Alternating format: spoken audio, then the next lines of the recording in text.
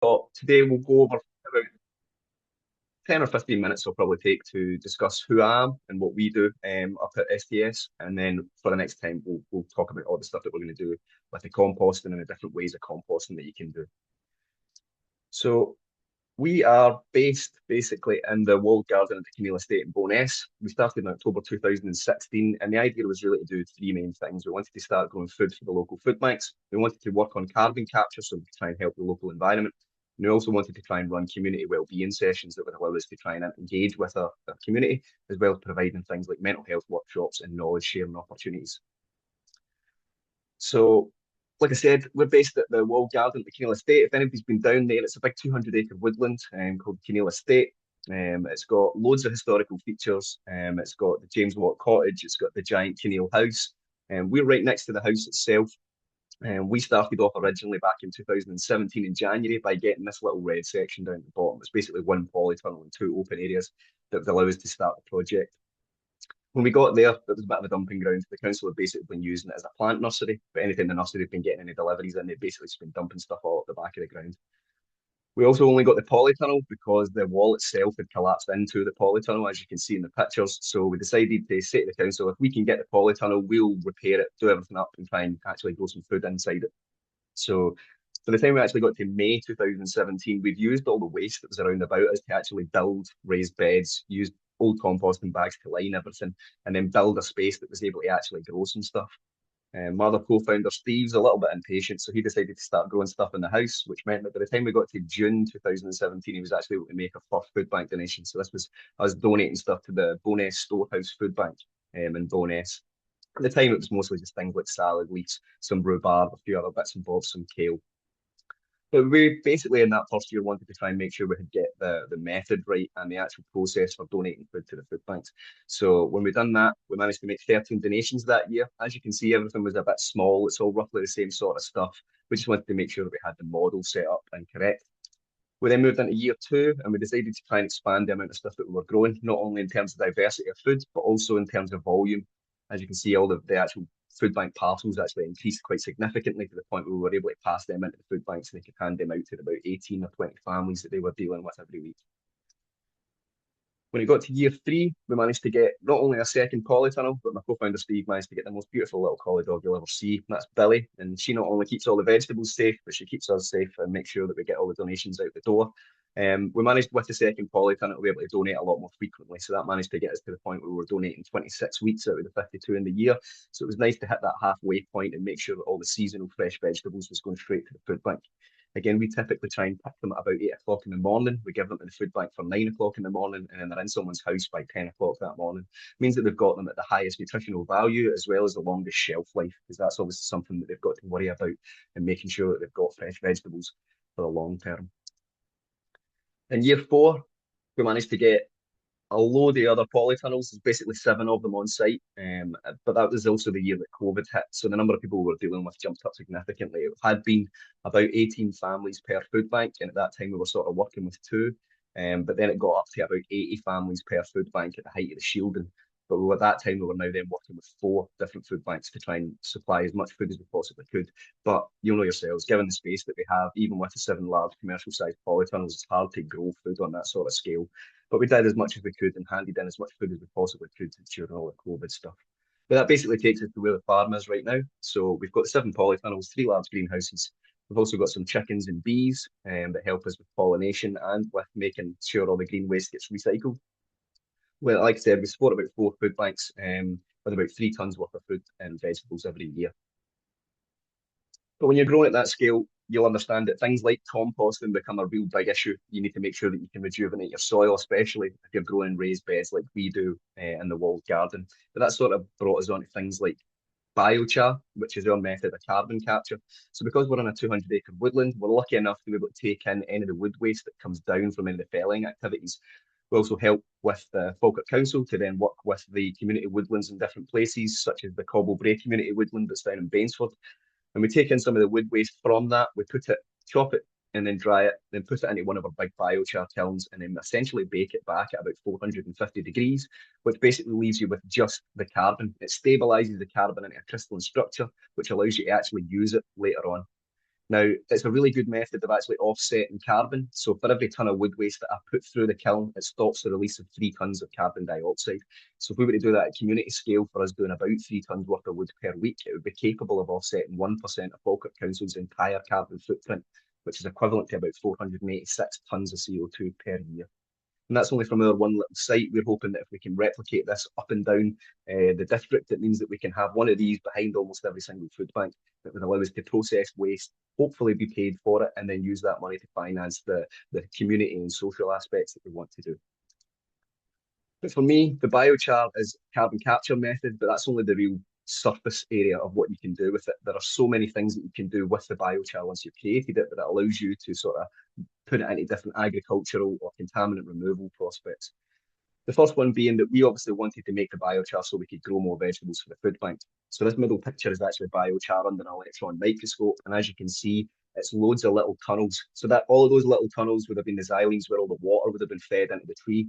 So by clearing all of that out, it means that we can use that surface area to then hold better nutrients and hold better water. So it holds the water about 5 times the level the soil can naturally. And if you've got soluble nutrients in there, it allows it to bind a lot stronger. The biochar also has a thing called a cation exchange capacity, which allows it to withdraw and give out certain nutrients to organic plants, which means things like heavy metals and stuff would get locked into the biochar and wouldn't affect your growing. One thing that you will talk about when we get to the compost and stuff is that the biochar is super beneficial for microorganisms, which are really special in the composting side of stuff. But it means that they can shelter and colonize in a little space in the biochar without getting washed out every time that they're used. Now, we've got this pure biochar available for sale on our website or Amazon shop on our eBay. So if you want to buy any, give us a wee shout and we can be in touch with all the stuff. One of the things that we thought about is that if the biochar is really good at holding nutrients and water, do we want to be buying chemicals in and then loading chemicals onto the biochar? And we thought that probably goes against the sustainable ideas that we were looking for. So why don't we look at a place and see if we can find somewhere that has either nutrient pollution or what's called eutrophication, which is usually a cause of this nutrient pollution.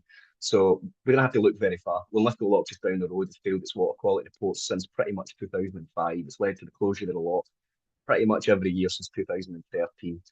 The problem that you get with this eutrophication or nutrient pollution is that the algae that you get on the top, the blue-green algae, is toxic to both animals and to humans. But it's an excess in nitrates and phosphates that cause that. Now, the phosphorus in the water will continually bioaccumulate. Every time there's an algal bloom, it will still keep resedimenting that phosphorus and then will become a problem later on. One of the other issues that we found is that this nutrient pollution is usually being caused by 2 or 3 main issues. So the first one being agriculture, where you've got heavy farming going on around about it, and when the nutrients are put on, they just go straight into the water table. The other reason being that the wastewater disposal companies have the option to discharge untreated waste back into the rivers and lochs and stuff that we have. So we went and spoke to the River Almond Action Group. They have one of the worst rivers pretty much in Scotland. They were looking to try and get bathing status for the lagoons down at the bottom, but along that stretch of river, there's about 70 plus wastewater outlet pipes, which means that every time there's an overflow or untreated waste getting put in, it's such a big influx of untreated waste that it causes so many issues for the water quality as we go down.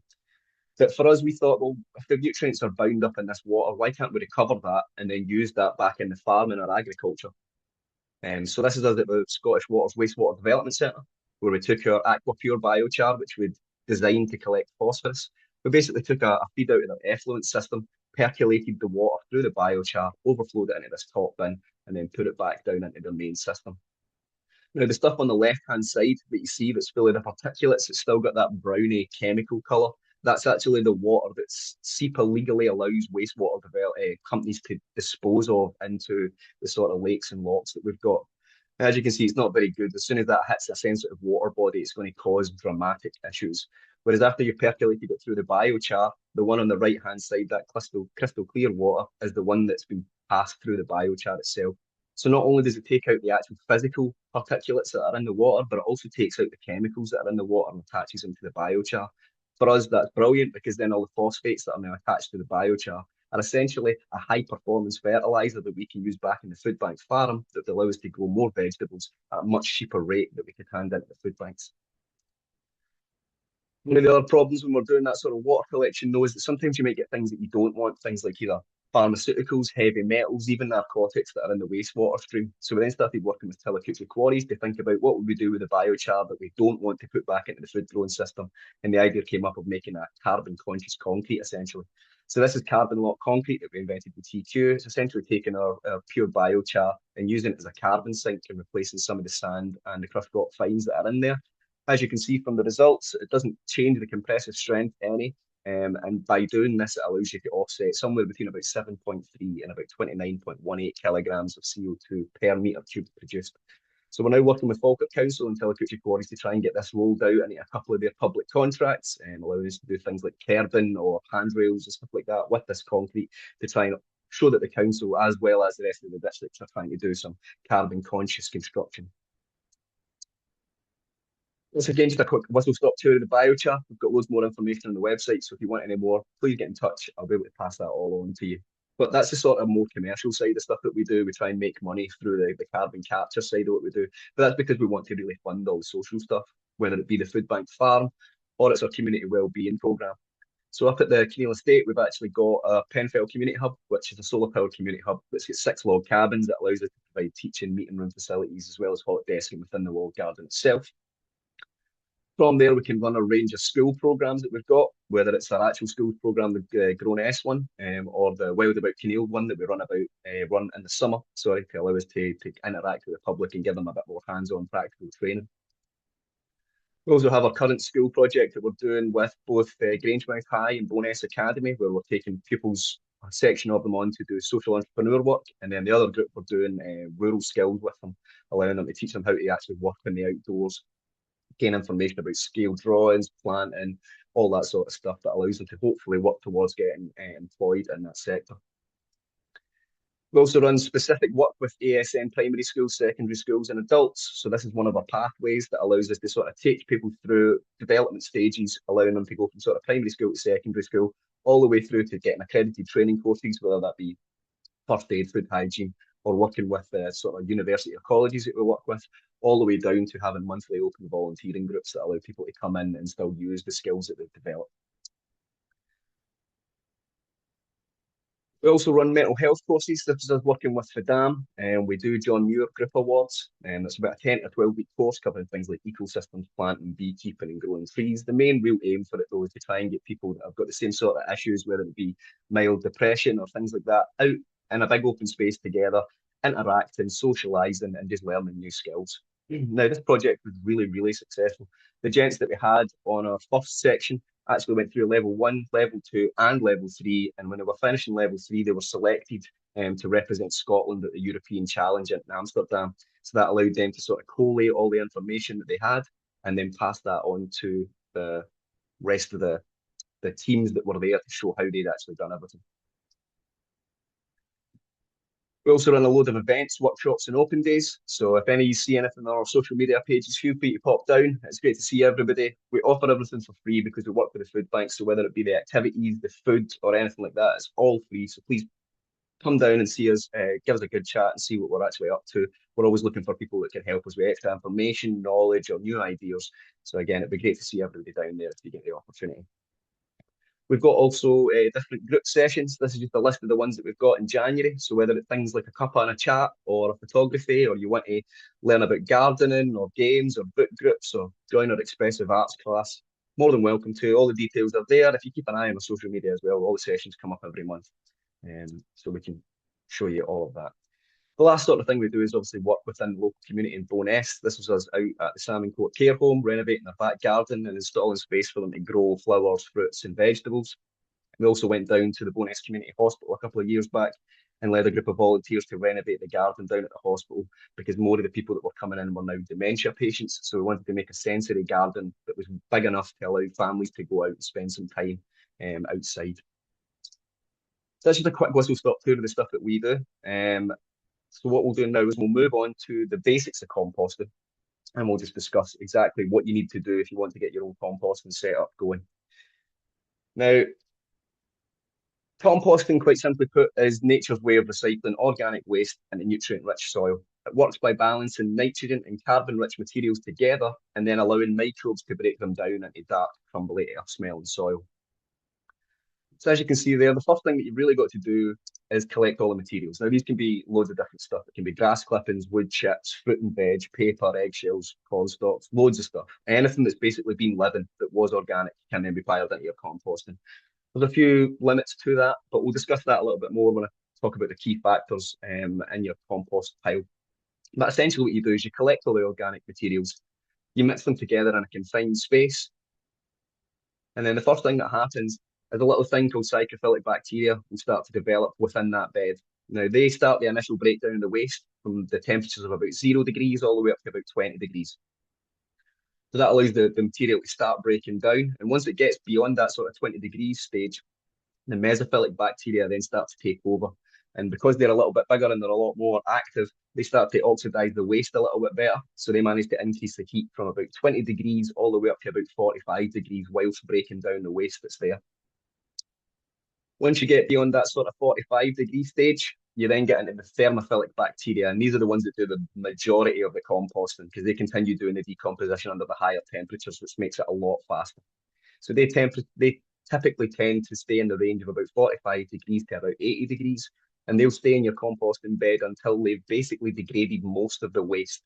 Once it gets to a point where there's not enough waste available for the thermophilic bacteria to keep reproducing, they will slowly decrease until they get back beyond that temperature range of about 45 degrees, at which point the mesophilic and the psychophilic bacteria will then jump back in because as the pile cools down, all those little pockets of undecomposed materials will then be processed by these two types of bacteria as it cools down in a process that's called curing, which essentially just makes sure that the actual full batch of your compost is fully composted and you've not got anything left in there. Once they've got that done and they're down to sort of 0 degrees, you're left with the actual compost itself. You can leave it to mature a little while if you want to make sure that there's no extra stuff or any pathogens that are still in it. But once you've done that process, you're ready to have compost and do whatever you want with it. So no matter which one of the sort of types of composting we're going to talk about later, this is the general theme for how every single compost bin will manage to decompose and turn everything into soil. I just want to talk about a couple of key factors. There's only really three main key factors when you're doing a composting pile. The first one being composting materials, the next one being moisture, and the last one being airflow. So in terms of your composting materials, like I was saying, they're usually split into different sort of sections. So this one. Yeah.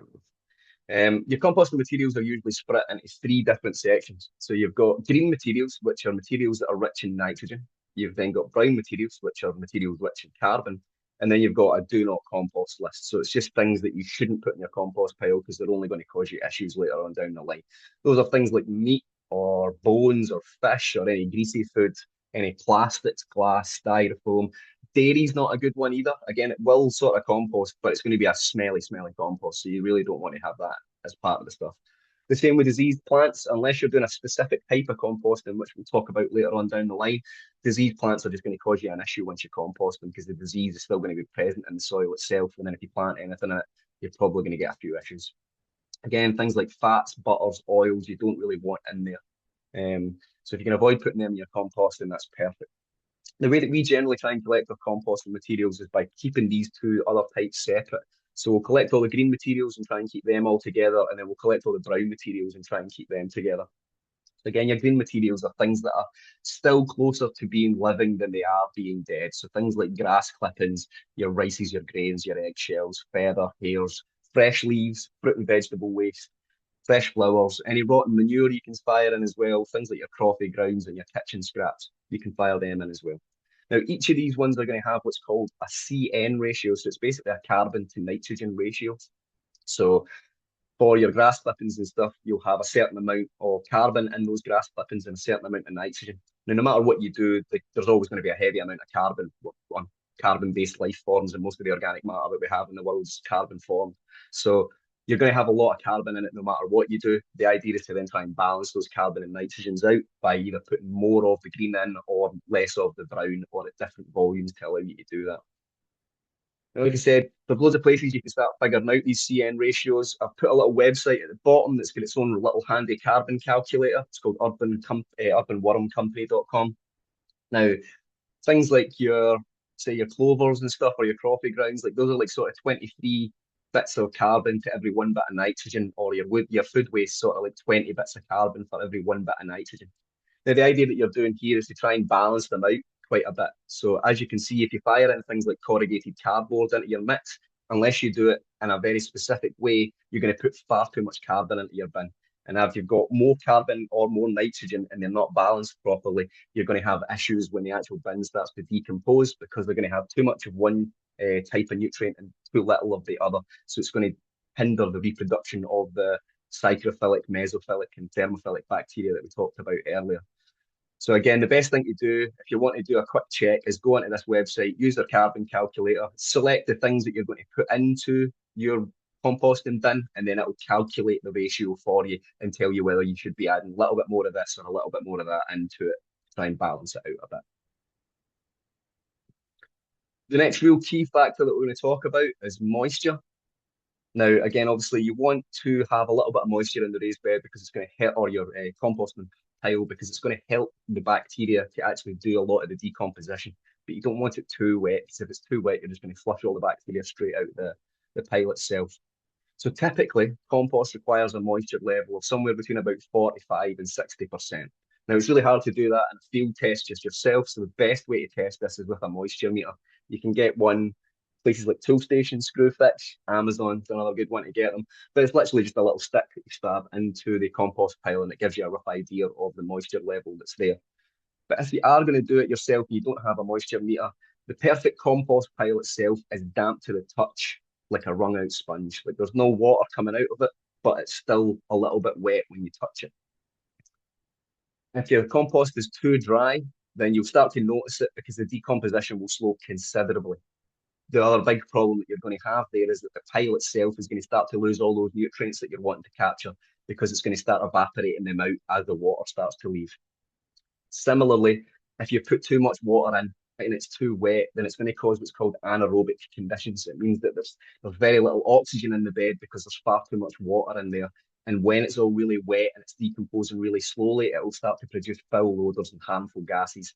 And because the decomposition is slowed so much, it will start doing things like attracting pests, especially if you're using things like food waste in your compost bin. You want to try and get them to process as fast as possible so that they're not sitting there, things like vermin or rodents or that to come in and start eating. So again, moisture is a very simple one. You just want to try and make sure you've got a little bit of water in there and it's still damp, but not too much that you're causing any negative issues. The last sort of main key factor that I want to talk about is airflow. Now, similarly, airflow is crucial to the successful compost pile. It comes from the materials used. So obviously certain materials are going to be more porous than others, so that they'll allow air to flow in a lot faster. Also, it will depend on the frequency with which you're turning the pile over. So every time you've got your compost bin, there's a couple of types of composting where you don't touch the bin at all and you just leave the nature to do its own thing, but that takes a long time. So if you want to increase the amount of effort that you put into it, but reduce the amount of time, then turning your compost pile with frequency will allow you to generate a bit better compost at a much faster rate. So if you've got your normal compost bin, proper aeration would ensure that the essential nutrients are readily available for the plants once the compost is finished, and it also helps to balance that sort of moisture level.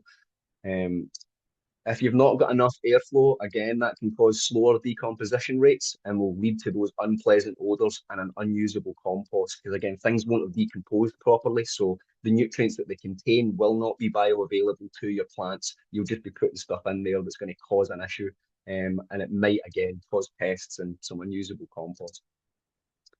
If you start putting too much airflow in, your problem then is that you're going to be disrupting all of those bacteria colonies that we talked about earlier. So if you turn the pile far too much, it causes the materials to dry out and you'll disperse those microorganisms across the pile too far that it will reduce the heat and then reduce the decomposition itself, which could lead to the actual compost not decomposing properly. And then you're into the same sort of problem where you'd have unusable compost. So for me, again, those are the sort of three real main things you need to think about when you're building your compost pile. So now I just want to quickly move on to the types of compost that we have. So put here the sort of five main composting techniques that you get from the home system that you'll be doing in the house, or if you're doing it in your garden or in your allotment. Now, for me, it's almost like a composting spectrum. There are many different ways to make compost, and it's usually trading off the effort that it takes to produce with how long it's going to take to make it. So if you want to put a little bit, very little effort in, it will take as long as possible to make the compost. Whereas if you put the maximum amount of effort in, you can get compost back relatively quickly. So we're going to go through these individually, and we'll talk about the pros and cons of these sorts of techniques. So the very first one, with the least effort but the most time, is called no-turn composting. So many people have probably seen this. This is the most likely type of composting that people have done. Whereas you've bought a composting bin, you've popped it in your garden, you're not really sure what to do with it. But anytime you've got any waste, whether it's food scraps or garden waste or grass clippings or anything like that, you just start firing it into the bin. It's a very no-frills approach to composting, and you're just adding the materials in and then leaving nature to do the work. Now, the timescales for that are about a year to 2 years. Because you're not really controlling the actual breakdown of the materials, you're just trying to put everything in and get it to nature to do its own work. The pros of that are that it's very easy to do because you just need the materials in the bin. It's also very little effort because you're not having to go out every couple of days and turn the pile over to make sure it's still decomposing properly. You're also not doing any of the calculation that we talked about with any of the ratios. So you don't have to go and figure out what your greens and your browns are and do that sort of stuff. The other big pro is that you're not having to store materials. You're just using what you have when you have it. In terms of negatives, the real cons for this one is that it takes a long time to do it. It's about a year to 2 years to get something usable back out of it. Once you get that usable compost back out of it, unfortunately, the compost quality is something that you again have zero control over because you haven't used the ratios, you haven't done a specific type of composting, and you haven't been monitoring it as it's been developing. You've basically just left it to do its own thing. One of the big problems that you get with these sorts of bins is that people will put some lighter stuff in the bottom, say sort of spring, summer time, and then when it comes to winter time and you've got a lot more green waste, they'll start firing heavier things on top. And if you do that, it can then compact the bed straight down. And like we said, with the airflow, if you don't have any airflow within the actual compost bin itself, it's going to slow the decomposition and it's going to be struggling to actually make proper compost. With that poor airflow, it will then lead to things like unpleasant smells. And because you put food waste and stuff in it and it's not decomposing quickly enough, you've got a real high risk of attracting pets. So again, it's good if you don't really want to do much, but it's not very good if you're actually looking for the output compost to be usable. The next type of compost, size the load.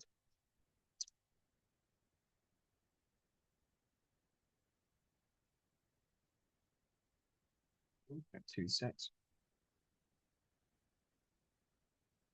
There we go. The next type of compost is called cold composting. So this is the typical type that most people have seen, where you've got like a big composting bin, you put your materials in, and then every couple of days you'll go out and you'll turn the bed over just to try and make sure the materials are getting a little bit of a mix. So this one will reduce your time from about 2 years down to about 12 to 18 months, depending on how many times you turn it. Again, these beds are very low effort. They're suitable for beginners. They accept a wide range of materials and they take minimal monitoring. So again, you're not really looking to get as much out of it as you possibly can. You're just looking to try and make sure you can get your waste into one place and actually recover it. The problems that you've got with this one are things like it's slow decomposition. So again, there's not really anything that's pushing the bacteria to try and get to that thermophilic bacteria stage as fast as possible. You're literally just having to go through the 3 phases and then back down whatever what the nutrients are in the bin. The problem that you're going to then get is that the weed seeds and the pathogens in that will probably still survive. Essentially, if you want to try and kill off things like weed seeds and pathogens, you need to make sure that the compost itself is above about 60 degrees for more than 3 or 4 days. And that will allow it to then use the heat to kill off those things. But when you're doing the cold composting, whilst it will eventually get to the thermophilic bacteria stage, it doesn't stay at that temperature long enough for you to actually get rid of the weed seeds and the pathogens. The problem that you also get, because it's sort of similar to the no-turn composting, is that the compost quality will be quite uneven. It will depend on exactly what you've put in the bed, and if you haven't done your ratio calculations beforehand, then you're probably going to end up with slightly inconsistent soil. But again, like I said, this is the most frequent and most prevalent way of composting. This is how most places do it, especially if it's a small setup, whether it's a garden or it's a small farm or a small holding. The next type of composting we're going to talk about is slightly different. Rather than actually doing any of the stuff that you're doing in a compost bin, this is stuff called trench composting. Now, this is where you basically dig a trench where you're actually going to be planting your fruits and your vegetables the following year, and then you bury the organic waste in the trench, allowing it to decompose underground. Now, you can do this with, as you can see, things like the grass clippings, the food waste, the things you would generally throw into your composting bin, and you can just bury them under there. There's also a technique that I've put down at the bottom there called culture, which is basically a German version of this, but it's taken to another stage. It's basically adding in different types of wood waste as well as this sort of organic waste, but it's a way of actually building a raised bed out of it, which means that whilst it's decomposing, you can actually still grow within the soil, which allows you to get the benefit of the decomposition and the benefit of growing different plants. Now, this timescale will reduce everything quite a bit. So you're talking close to about 6 to 12 months because it's very limited and they're all buried underground. The obvious pros for it are things like you don't need a composting bin. It improves the soil directly because you're firing things straight into the raised bed. You don't really need to do any turning or maintenance because once it's buried, all the little microorganisms and then all the pests that are in there, things like worms and flatworms, loads of different things will start to decompose that material underground. The good thing that you get as well is because you've buried the waste, if you bury it at enough of a depth, then things like rats, mice, cats, dogs won't be able to smell it or dig it back up. So that means that you're sort of hiding it from the pests and the smells. Now, a couple of big cons that you get for this type of composting is that it's not really suitable for hard or shallow soils. You need a lot of depth to be able to actually bury it properly. So if you've got really heavy, thick clay soil, or if you've got like a really shallow amount before you hit a bedrock, then I would probably avoid this type of composting. It's just not going to work too well. The waste itself doesn't turn into compost really within there. All it does is turn into an almost like a digestate. It's like a leachate, like a little bit of fluid that comes off from the decomposition of it, and that's where all the nutrients are. What you're then hoping is that the soil around about it will then cut these decomposition fluids, and the soil around about your actual growing area will then get better because it's got excess nutrients to pull from. The other con for this is that it requires garden space. If you're growing inside your own house and you're doing things in plant pots or small raised beds or windowsill boxes, again, it's not really going to be for you. You need a big enough space to be able to bury all of this sort of stuff. And again, it's hard because you don't really want to be burying stuff other than at the times when it's convenient for you. So you're talking sort of late autumn and winter, but it means that for the rest of the season, you have to store all of your waste so that you can then bury it later down the line, which can lead to its own issues, things like smells, pests, any issues like that. But again, it's a good method if you're wanting to get the waste out of the way, keep it out of the way of the pets, and stop you having to do any sort of maintenance or turning with it itself. The next method of composting is tumbler composting. Now, it's slightly faster than cold composting, but it's essentially the same thing. You're taking your waste materials and you're putting them into a confined area. In this case, it's raised off the ground and it also has a turning arm attached to it, which means that you can actually do a lot more turning of the raised bed with a lot less effort for when you're actually having to do it. So you'll take your materials when you've got them. This one, you're probably best because it's a very small space to use your carbon nitrogen ratio because that's going to give you the right balance of carbon and nitrogen for these sorts of tumblers. But once you do that, you essentially put all the waste in. You leave it for a couple of days so that the mesophilic bacteria, psychophilic bacteria, and then the mesophilic bacteria start to develop. And then once they've developed, to help them reproduce faster, rather than having to physically go in and turn your compost bed every time, you literally just rotate it a couple of times a day. And then you leave it, it will start to reproduce again. Then you go back the next couple of days, give it another return. Essentially, all you're doing is adding more airflow into the system at a much easier rate, which allows you to get compost in a much quicker time. So if you're using one of these tumbler composts, and you can expect compost back anywhere between 2 and 6 months. So again, those timescales really depend on the type of materials and the ratio that you're putting them in. One of the big pros is that it's faster than cold composting, and it's super easy to turn with a lot less effort. One of the real big benefits from it is that it's off the ground and it's fully enclosed, which means that there's fewer chances for pests to get in there. It's also a nice compact and tidy system for you to allow you to do some composting. But the real cons that you've got are the limited capacity. As you can see, the stuff that you would be able to fit into one of those composting tumblers is nowhere near what you could fit into a traditional cold composting bed. It's about maybe a fifth of the size that you'd be able to get into it. You do have the requirement of regular turning. If you use this like a normal cold composting bed and you don't turn it frequently, you're not giving yourself any of the benefit and you've just spent money on something you probably shouldn't have done. The big issue that you get there, though, is because it's elevated, the gravity starts to pull a lot of the water out of the bed. So every time you're checking your compost, you will have to make sure that the moisture content is still relatively damp, and where needed, add in a little bit of water where you can. The other big con for it is obviously the cost of the tumbler. Now, depending on where you're going, you can get one of these from anywhere between about 50 to about 150 quid. But again, if you want to do less in the garden but be more active, then these are something you should probably consider. Now, the final composting method that I want to talk about is called hot composting, and this is the one that we do up at our site at Bowness. So essentially what you do, it's a managed composting process using the correct material ratios, moisture and frequency of turning to generate high amounts of heat. Now, essentially what we're aiming to do is, if you take about a meter cubed worth of these materials, then you basically layer them all together so that you've got a balance of exactly 30-1 carbon to nitrogen ratio.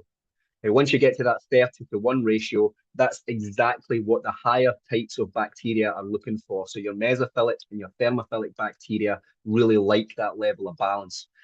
Also, by generating such a high amount of compost, so by putting it into a meter cubed, you increase what's called its thermal mass. And its thermal mass then allows it to generate the heat a lot more consistently and a lot more effectively. The good thing about this composting method is that it basically skips the psychophilic and the early stage mesophilic bacteria and goes straight to the late stage mesophilic bacteria and then straight onto the thermophilic bacteria. That will then allow that to keep the thermophilic bacteria in there for anywhere between sort of 3 and 7 days. And that amount of time with that high heat is the thing that gives you one of the biggest pros for this, is that if you're doing this type of composting, it will kill all the weed seeds and the pathogens that are within that soil. So it basically has its own sterilization process built in because it jumps these low temperature techniques and goes straight to the high temperature decomposition that you're looking for. As you can see with the time scales, rather than talking about months, years, you're looking at between 4 and 8 weeks to get compost back out of it. You'll then have a little stage of curing after it, because like we said, once the pile starts to cool back down, you're wanting those psychophilic and mesophilic bacteria to take care of most of the little pockets of undecomposed waste to allow that to cure and make it a much more useful product overall. So in terms of the pros, it's a very fast composting technique, kills all these weed seeds and pathogens, and it produces high quality compost. Now, this is good if you've got larger volumes of waste. Now, we do this because obviously with the 7 polytunnels that we've got and then the outdoor growing areas that we have, we generate a lot of waste through our system. So rather than having that to go do something else, we really like the opportunity to be able to put this into a hot composting and then allow us to get back fresh compost that we can use usually within the same season. The big cons for this is that it is extremely labour intensive. Now, once you get the pile up and going, you essentially leave it for the first 5 days so that the bacteria can reproduce as fast as possible. But then after those 5 days, you're going to be turning that pile every second day for the next 4 to 8 weeks. So it's quite labour intensive. It also requires careful monitoring, not only in terms of the ratios that you used for going in, but things like your moisture content, your airflow, and that are really critical to these because the process itself is happening at such an accelerated rate. You have to make sure that you're monitoring these things to make sure you've got a good track of them. The other issue is that it needs sufficient materials all at once. So these sorts of raised beds, if you're looking at a meter cubed worth of materials, that can be anywhere from about half a ton up to about 750 kilograms worth of materials that you need per composting bin. So again, it's something to do if you do have a lot of waste that you need to do to get rid of. Otherwise, it's something that you should probably be storing your waste for and then doing later on in the off season so that you can get fresh compost ready for you in sort of January, February time. But those are the 5 main types of composting that we've got. Again, it's entirely up to yourself which way you want to go for it. If you're looking for low effort, there's the no turn style stuff. If you're looking for the quickest time, you're looking sort of the hot composting side of stuff. But those aren't the only types of composting that you can get. I just want to briefly touch on some of these specialized composting methods that we have. So there's five main ones. There's first one's called vermicomposting, then it's bokashi, windrow composting, aerated static piles, and an anaerobic digester. Now, for me, these specialized ones range from sort of the two lower ones being something you could do in the house. The three later ones are the typical ways that industry usually uses to get rid of these composts or the materials that they're using, whether that be at a tip site or any one of the sort of refuse sites up and down the country. So vermicomposting is actually composting using worms. So you're buying a certain type of red regular worms, and they basically take all of the nutrients from that bed. They break all the materials down themselves, and then they create a nutrient-rich worm casting. Again, it's not really a long-term thing. So you're looking sort of like between 2 to 4 months before you can get the materials back out. It's not something that's done on a really big scale either. You're sort of looking at having one of these being a normal size storage box that you would have in the house. Now, this type of stuff, the pros for it are that it's great for food waste because the worms really love the food waste.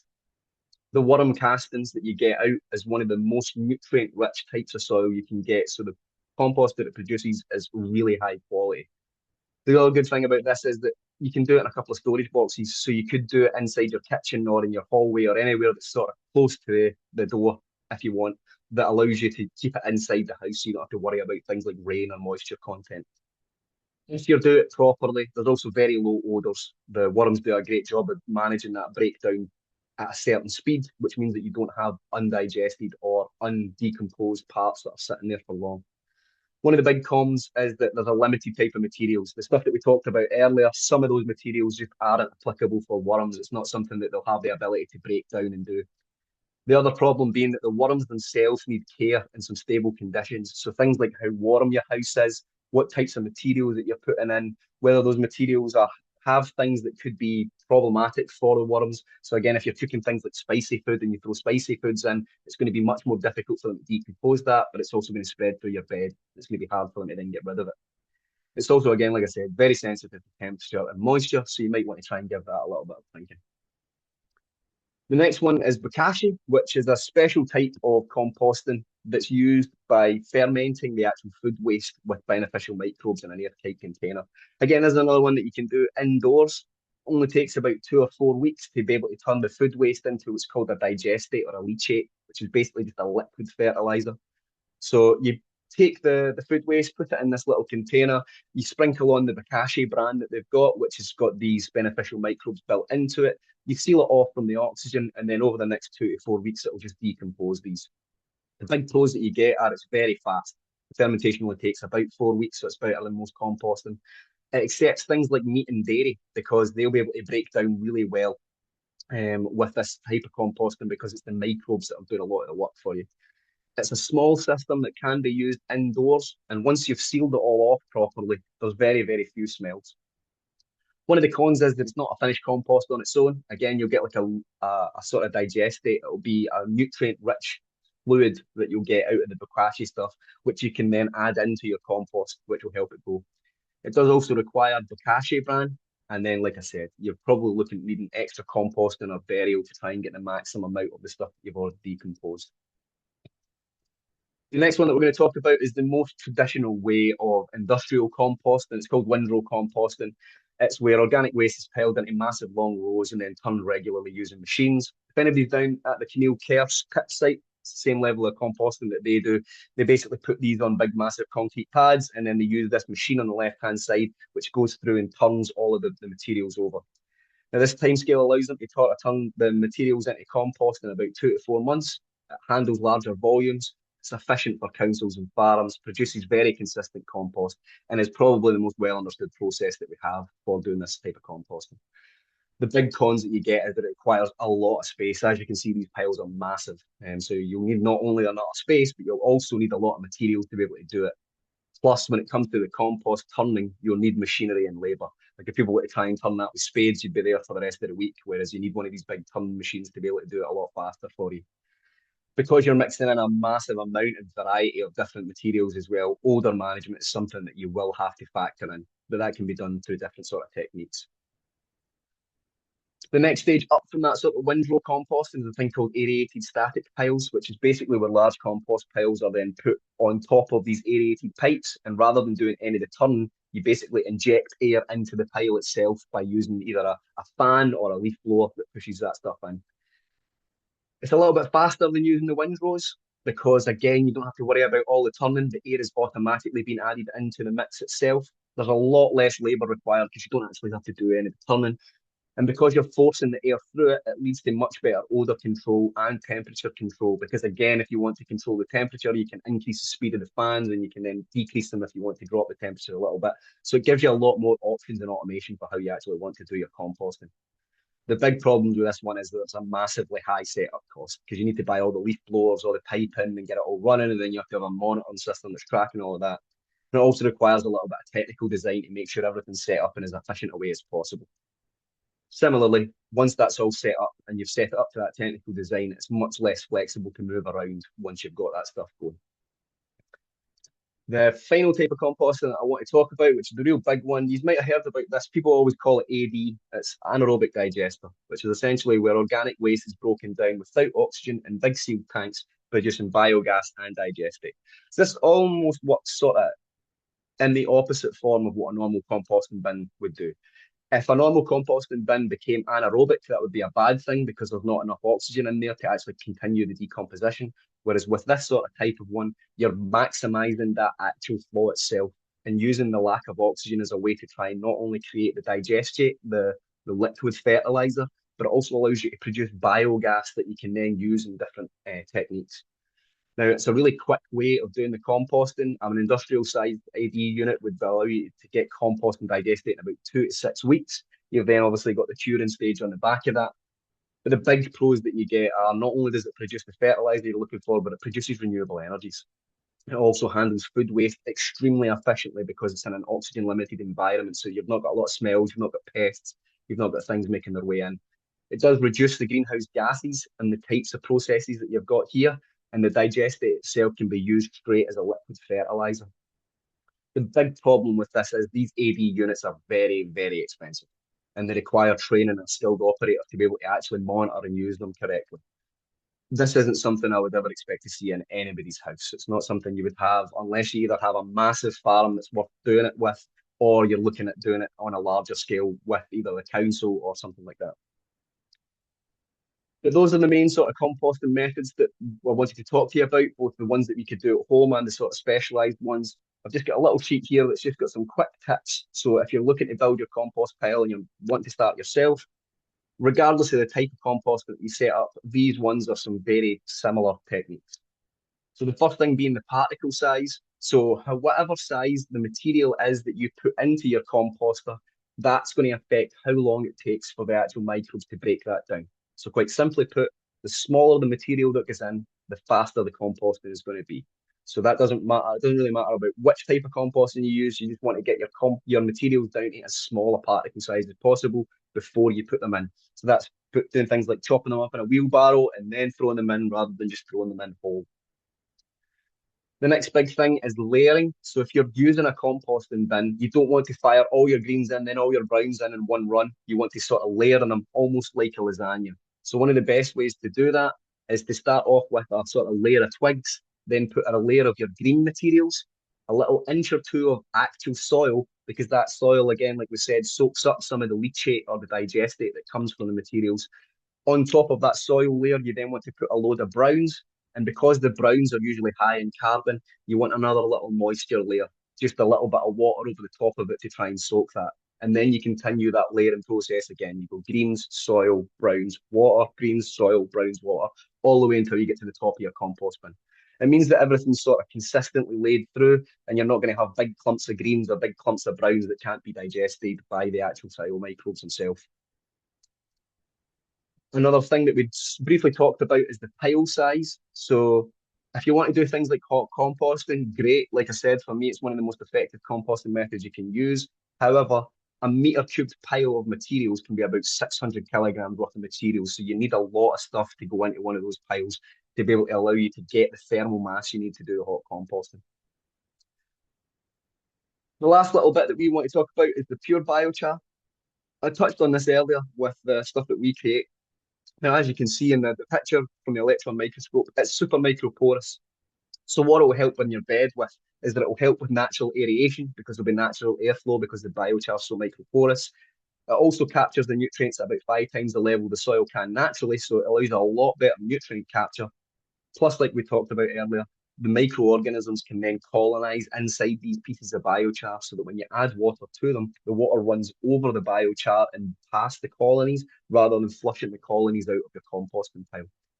For me, what I would do is I would take the biochar and I would mix it into that 1 or 2 inches of soil that you're putting in every time you put a green layer in. Because that means that when all the decomposition starts, the biochar has little barriers all the way through your composting pile to soak up those nutrients and make sure you're getting the most out of them.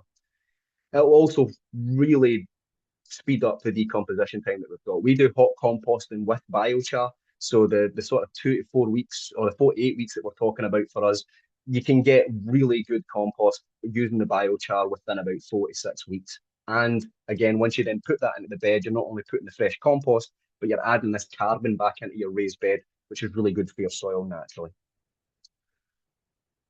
That's really everything that I wanted to discuss with you guys. If you get any questions, please just let me know. I'm happy to answer them. That was amazing. Thank you so much, Sean. I Aye, think we very did welcome, have Beth. some in the chat if you wanted to just have a wee look through them.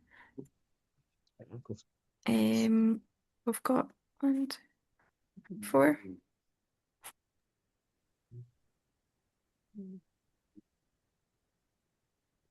Yeah.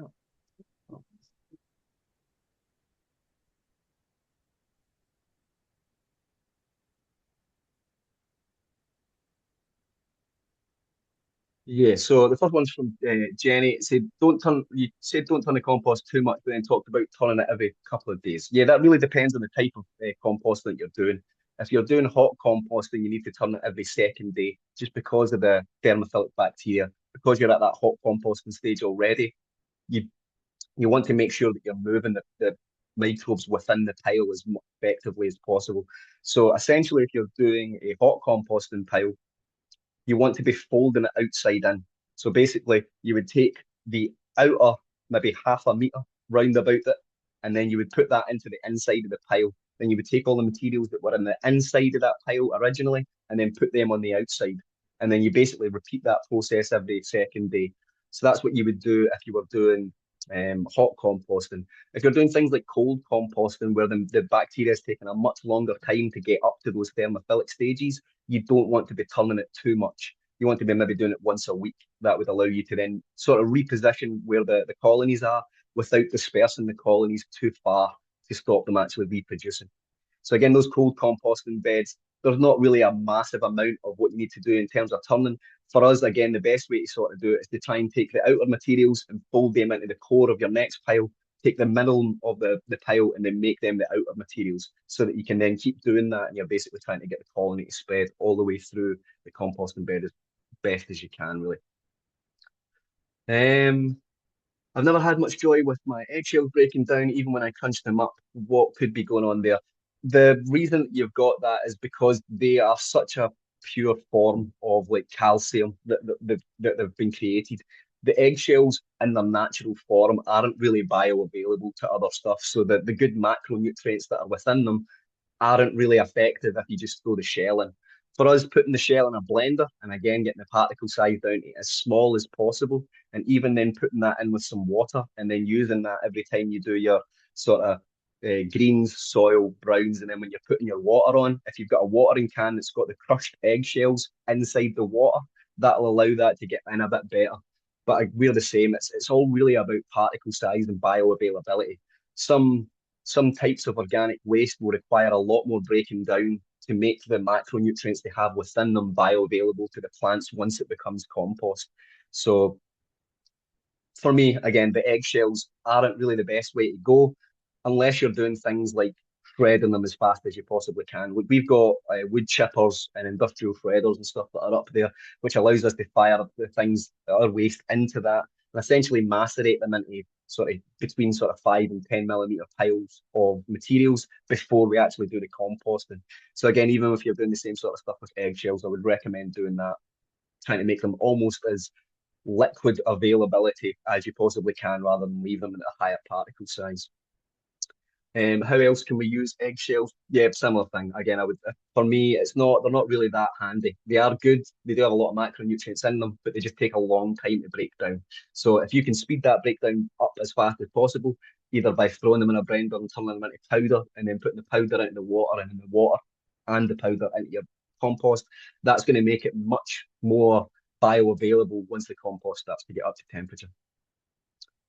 Um, Mm.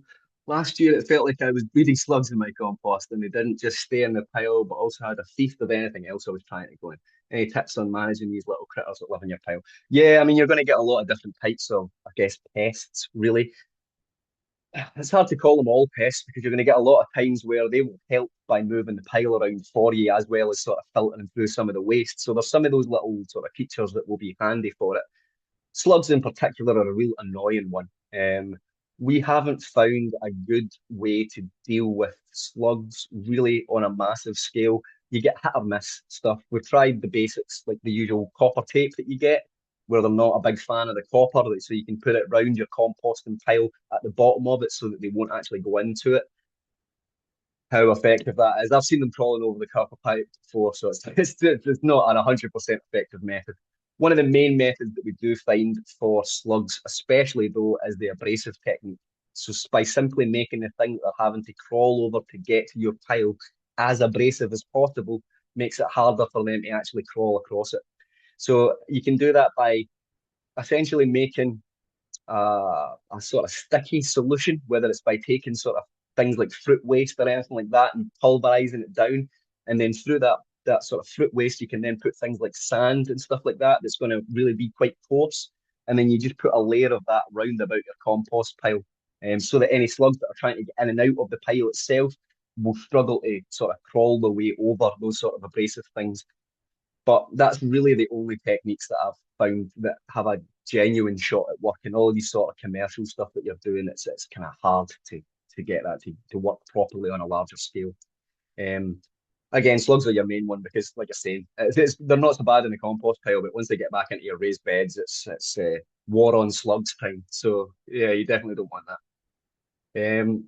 Next one is we have a large number of volunteers who add composting materials to our heap, which can be hard to manage. Any tips? Yeah, the one big thing that I always like to do that is to have a materials register. So not only for when you're storing the materials, how much you've got and what sort of weight they're stored at, um, but then when you're actually getting a compost bed, just having a blank sheet that's got loads of different cells on it that you can write down what was added and then the date that it was added in. Especially if you can then add in things like your temperature measurements and your moisture measurements. So if you've got the two of them, I would get a process set up so that every time someone adds the stuff to the pile, they not only weigh what they're adding to the pile, they also calculate the carbon nitrogen ratio for what that thing is being added in as, but they also take a quick stop check at what the temperature level is and what the moisture level is before and after they add it. For me, that allows you to then get a sort of more descriptive understanding of how that pile's been built up. And then you could then fold that stuff into your general monitoring and tracking, and it'll give you a much better understanding about what's available in that compost and then what you can do with it. How would you use the compost in a no dig setup? Again, that's probably where things like that hugel culture that I talked about would be a real good one. That allows you to sort of do trench composting, but what I would call advanced trench composting, which is much better for a no dig setup. It also allows you to actually use the space whilst the decomposition is going on. You don't have to leave a raised bed for a couple of months to do the decomposition. You can just start growing in it with a hugel culture bed. So that's a good thing that you'd be looking towards. Otherwise, you're probably looking at just doing things correctly in the off season. So once you get to the point where you've done your full no dig season and it comes round to sort of the winter time again, that's when I would be stepping up my composting in the autumn so that I've got materials ready, compost ready for the winter time, and then adding it into that setup when you're only doing your turnover of the beds itself. So I would then add it in, potentially do some more green manure in at that time as well to add some more nutrients into the bed itself. Then you can turn it and then you're ready for planting. So then you don't have to keep turning your compost over and over and over again. So if I was integrating that into a no-dig setup, I would probably have a combination of hot composting or the vermicomposting, and then only doing it at the very end of the off season, putting all the new nutrients in, rejuvenating the bed, getting everything set back up for planting, and then leave it again. That way you don't have to then do anything for the rest of the season. What does flies in your bin signify? Yeah, that's one of the ones that you're going to get. That means that the decomposition isn't at the right speed. So rather than the microbes doing a lot of the decomposition, the problem there that you've got is that the food waste is sitting for too long, and the flies are allowed to come in and they can start laying eggs in it. Now, if the food waste then doesn't break down or hasn't been turned or isn't doing anything correctly, then those flies will then start to colonize in the same way that the microbes would. And then once they're in there, it's really hard to get them back out because again, they'll have laid eggs all the way through your compost. So you're either going to have to then build another compost bill on top of it essentially to try and keep it tracked in and then figure it out. The big things I would first off check is A, make sure that the particle size of the stuff that you've got is small enough. So if it's big bits of waste, I would drag the entire pile back out. I would chop it all up as fast as I can, and then I would pile it back together again to try and increase the decomposition that you've got there. If you're getting loads and loads of flies, you're probably on the way to getting a load of bad odors and then probably some more significant pests. So I would then start to look at try and estimate roughly what your carbon nitrogen ratio is based on once you've pulled that pile out, what sort of looks like it's still in there.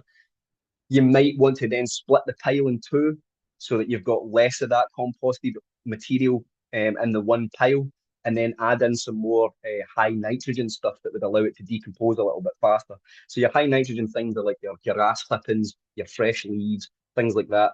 So you would then basically split that into two new piles, and then you would just add another half amount of your composting materials into each, and hopefully increase the temperature a lot faster. Because again, most of those issues that you're going to be getting is because you're not getting through the phases fast enough. So it's either staying too long in the psychophilic phase and you're not getting above 20 degrees, or it's staying at the mesophilic stage and it's not fully decomposing because it's only getting to 45 degrees. Essentially, what you would want to do is try and jump those as fast as you possibly can and get straight to the thermophilic. So either split it into two piles and then recompost them, or effectively take that one pile, add more composting materials in to get it up to a meter cubed, and then use the hot composting technique to try and just kill not only the pathogens and the weed seeds, but any of the eggs that have been laid by the flies and stuff in it. But that's probably the best way, I would think, to sort of deal with that issue. Yeah, so that's how I would sort it. The food waste is carrot peelings. Yeah, I mean they're usually quite good. Again, your main issue is particle size. We've had ones where some of the school groups that we've got on site, they are like pulling full corn stalks out at the end of the season and launching them in full size, and it's never going to break down in a compost pile. They're good, but they're not that good. So you need to get everything chopped up and regularly put through it. I think that's the last of the questions there, unless anybody has any more.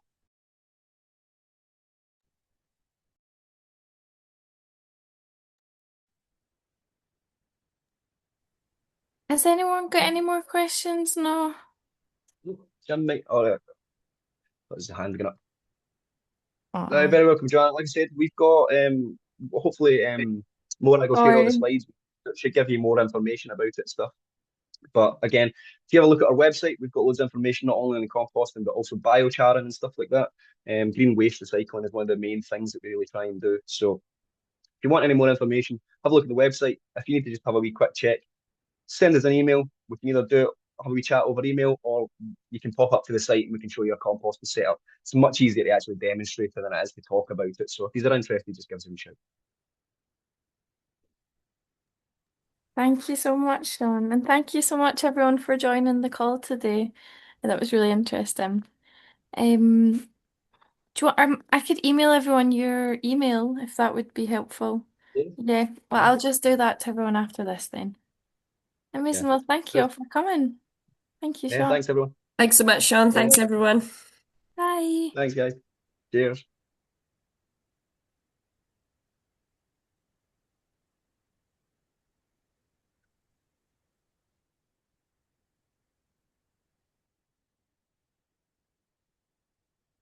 Thank you, Sean. That was really, really interesting.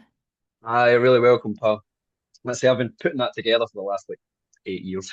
Just trial and error from what I would actually You're do it on definitely an site. expert now. Yeah, well, that's it. I've done it wrong so many times that I can only get it right now, I think. Yeah.